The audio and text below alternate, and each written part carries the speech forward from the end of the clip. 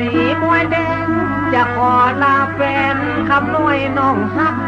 คือนายระวังอันตีละมัดคือนายอยู่ดี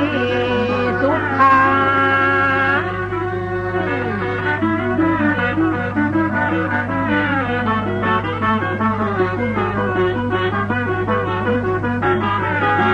แน่มันที่จะขอลาแฟนแม่สีมวยแดงอันคำน้อยน้องฮักคือนายระวังอันตีละมัดคือนายสักกะละนี้กับบูชาสีมาจะไปเป็นนักลบคือนายก้อยไว้คือนายก้อยสานึกทุนหาอันพระสงฆ์กูบาปิตามันดาเป็นต้นเป็นเก่า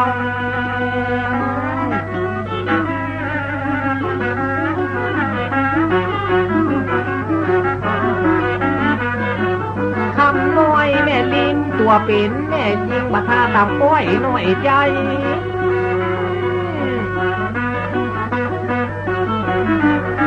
อย่าอันที่จะได้ลาน้องบอกจนพร้อมอันที่เมื่อนากันคือนายก้อยจัดนายก้อยสันสีก้อยดำนายก้อยฟังกำขาที่จะไปอันที่สายแดนห้องแปลงและบ่ใจจำว่านับตั้งแต่นี้ต่อวันไปหน้านายก้อยอยู่ดีนี้บัดเดียวสีมาอันที่ผัวรักจะได้มีสักว่าจะได้มีสีพอแฟนนายก้อยอยู่ดีๆจะไปนักลบประสบตั้งนาอย่างมีภัยอันที่อันใดกันมาเกิดอันนี้แม่น้องจะเป็น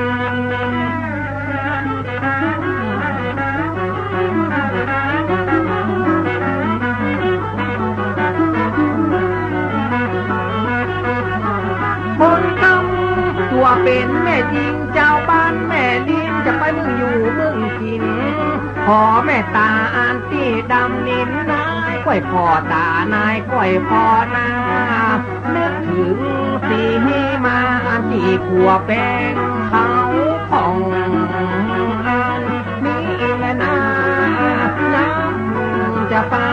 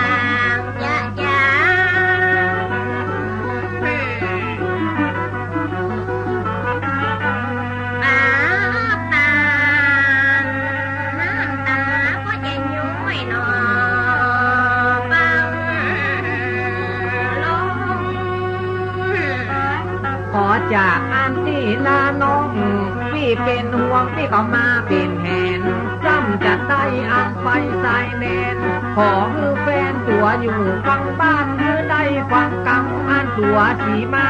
กันยับยัดจะไม่เป็นบักเป็นห้าง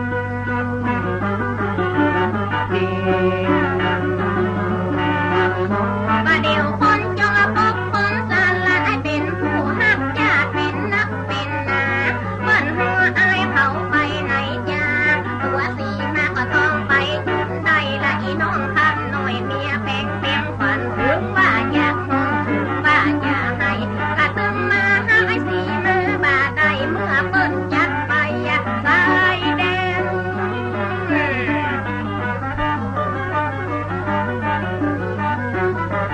ยิ่งใหญ่แล้วก็เบิ้ลได้จัดแล้วก็อายต้องหักตามเป็นตามกรรมไปเติมตัวพี่น้อยมาดำสุขสามปากการจงเป็นของอายน้องคำหน่อยข้าเจ้าอยู่ตั้งหลังอย่าพัฒนาถึงวันไอ้ปอดไทยสิ่งลาย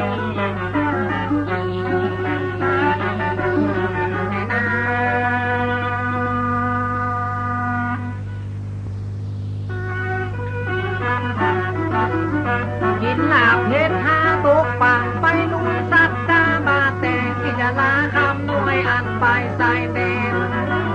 ลาแฟนอันที่อยู่บ้านเมื่อนายอยู่สุขอันที่กาเสมบัดท่าไปหัวอันที่ขาดยามกันคำน้อยตัวนายอยู่บ้านเมื่อนายจมอยู่จะเดินพอคือคำน้อยเมียฮักเพราะว่าเมียรักให้ก็อยู่ตั้งดังพอลาดอันที่จากการบังคับบัญชาเพิ่นบอกคืออายว่าจะลาคำน้อยแม่หญิงลาเจ้าแม่รีบไปก็เตือนน้องดีนักน้องถึงเวลาเขานอนพวกขันน้อยน้องยังก็อย่าไว้อย่าตาพระเจ้าอย่าได้อันเกิดนึกหาคนละปนาได้สามแก้วอันเจ้าหัวไปบวกพักหัวไปรักษาพี่ไอ้สีมาตึงตั้งตึงเจ้าเน่าป่าส่วนหัวนายน้องเน่าพี่บัท่าพี่ดวงมาเป็นใหญ่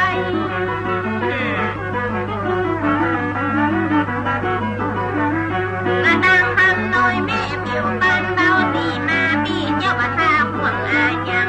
ถ้าอย่าได้ทำบุญสุนทานเอาผู้ส่วนงานนั้นไว้หูอายคือเบิ้ลหัวฟักคือเบิ้ลรักษาหูอายสีมาได้ปลอดภัยสิ่งลาย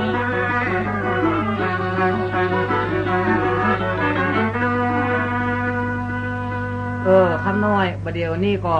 ฝ่ายตั้งผู้บังคับบัญชาเปิดกระบอกคือปีจะได้จับเอาปีไปชายแดนโอ้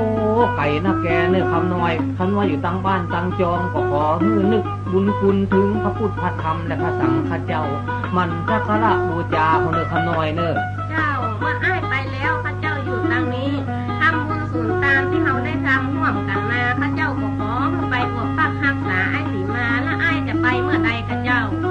การที่จะไปก็จะไปวันศุกร์คือว่าเป็นศุกร์เกษมอันสิดีกันคำน้อยอยู่ตรงบ้านต่างจองอายก็ขอคือคำน้อยระมัดระวังเนื้อตัวพ่องจะไปขึ้นเหนือล่องใต้จะไปล่อหาแฟนอย่างนั้นมันบดีนะคำน้อยถ้าอย่างอั้นเรื่องอย่างนั้นอ้ายบัดท่าหัวเจ้าล่ะเมื่ออ้ายจะไปแล้วข้าเจ้าก็จะได้ซอกสิ่งของที่มันเป็นอาคมของขังไว้ให้อ้ายสีมาเจ้าจะเอาผ้าเอาก่อนอ้ายใส่เป้และอ้ายก็ปล่อยเดินทางไปด้วยสวัสดิภาพนะเจ้าคำน้อยจะหาของอันที่สักดินเมียแปลงยิ่งลิ้นเป็นนักเป็นมาพระอันสักการะนี่กาบูชาอย่ามือสีมาเอาไปตัวอย่างอันเบาว่าพระคงนึกเบาว่าพระดำบาดใจกลัวอันที่ผ่านยานเมื่อออกยองอันเมื่อออกบ้านพี่จะเอาพระงาไปงาน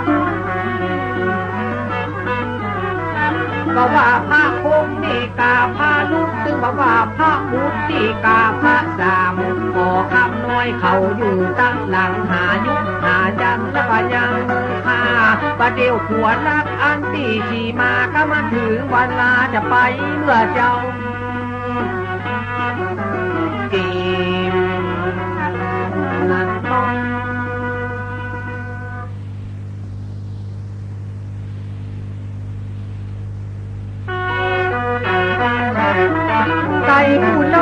จงขันนายเมื่อเจ้าออกคำน้วยว่าเขาใส่ให้คำเดียวสีมาพี่จะได้ไปใส่ใจอันที่น้องน้อยบัดย่างจะเยี่ยนี่กาจางใดลานายน้ำตากาย้อยมานึกถึงอันน้องคำน้อยคืดยากจะลานายไปไก่ผู้จงขันเลยเมื่อเจ้าก็ขอคำนวยว่าเขาใส่ให้แทนสักกรรมที่จะได้ไปจะบอกคือนายเขาลูกหนึ่งเขาคือฟังคำผัวอันที่สีมามันถึงเวลาลูกเจ้าเก็บนักน้องสีมาเจ้าอย่างมาที่ค้านลูกประเดี๋ยวนี้มันกี่โมงเลยเจ้าบัดเดี๋ยวนี้ก็เวลา4 โมงฝ่ายเขาลูกคำน้อยดีจะนักเข้าใส่ไหดีจะนึ่งเข้าเนื้อคำน้อยเนื้อ4 โมงข้าเจ้าก็จะลูกแล้วไอ้สีมาไอ้จะเอาอย่างไปของเจ้าอันของกินของว่านั่นก็คำน้อยจะจัดมันอย่างให้อายไปเป็นห้าเป็นปลาเป็นของกินเป็นว่าจะเอาอย่างให้ไปเดี๋ยวกันเนอะข้าเจ้าขึ้นก่อนเนอะปลาทูแกมมี5 กิโลไอ้เอาไปบัดดีกว่านะอัน5 ปลาทูนะไอ้ถึงบอกเอาไปเนี่ยหัวย้อยเป็นนอนกลางแพะกลางปลาไอ้ให้เบิ่นกาก็อย่างอันเอาอย่างไปเจ้าไปตั้งไก่อย่างนี้ก็ปีบาทเอาอันเครื่องกระป๋องไปดีกว่ามันรักษาก็ง่ายเนาะเจ้าดีเหมือนกันเจ้าข้าเจ้าจะไปเอามือนะเจ้าซื้อมาต่อมาแล้วเอาไว้หั่นล่ะ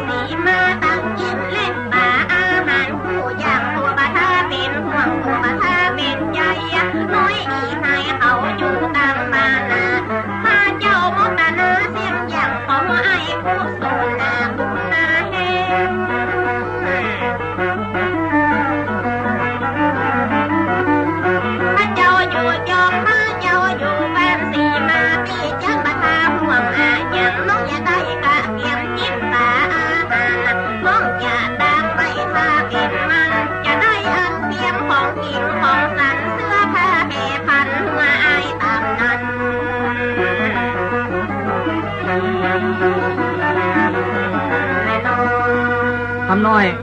ประเด็นนี้ก็ลูดมาปุ่นเนอเจ้าไอ้ก็ได้ไปแล้วนะเจ้าข้าเจ้าเตรียมเรียบร้อยแล้วเจ้าขอให้ไอ้ไปดีมาดีเลยเจ้ายินดีปันจุกปันใจให้เจ้านี้เป็นของไอ้เลยเจ้าเขาอยู่ตัวกำลังของฮักบ่มีอย่างอันจริงจังบัดเดียวนี้ตูดพี่มีหยังน้องจุงจริงจังบ่หวังขอหน้ามาคัดแกนใจสิ่งใดข้าเป็นสันใดจ้าน้องนักคำน้อยแม่นี้แม่ยิงจะฮักตัวข้าสีมาขอลาก่อนเต้เจ้ากู้กะลาขอก่อนเถิดนะตัวน้องคำน้อย